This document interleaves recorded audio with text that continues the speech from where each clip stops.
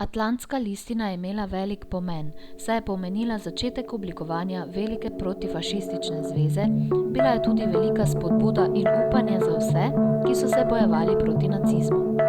Listino sta podpisala ameriški predsednik Roosevelt in angleški ministrski predsednik Churchill avgusta 1941 na ladji pred obalo Nove Fundlandije. V njej sta se predsednika zavzela za življenje v miru, svobodno odločanje narodov o njihovih mejah in njihovi prihodnji vladavini ter zagotovila, da njuni državi ne želita ozemeljskega povečanja. Nadaljevanje delovanja protifašistične zveze je predstavljala pogodba o medsebojni vojaški pomoči, ki sta jo avgusta 1942 v Moskvi podpisala Churchill in Stalin.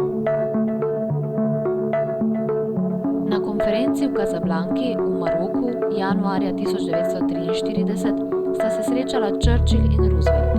Dogovorila sta se o izkrcanju na Siciliji in bombardiranju nemških mest. Na konferenci v Teheranu novembra 1943 so se srečali veliki trije, Churchill, Roosevelt in Stalin.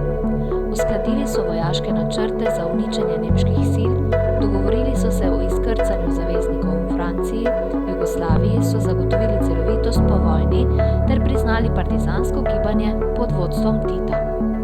Neenotni pa so bili glede povojne ureditve Nemčije in Poljske. Konferenca na Jalti februarja 1945. Ponovno so se srečali veliki trije, ki so se pogovarjali o povojni ureditvi Evrope.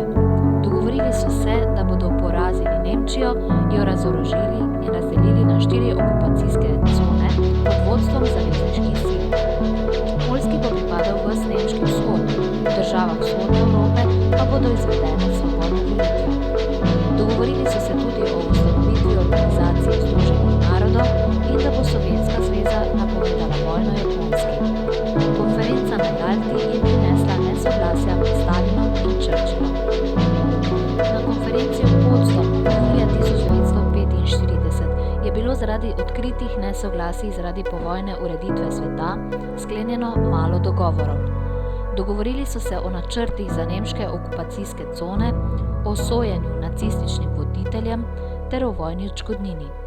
Dogovor je bil tudi o poljski zahodni meji, ki bo potekala po reki Odri, ter da se bodo Nemci iz vzhodnoevropskih držav vrnili v Nemčijo.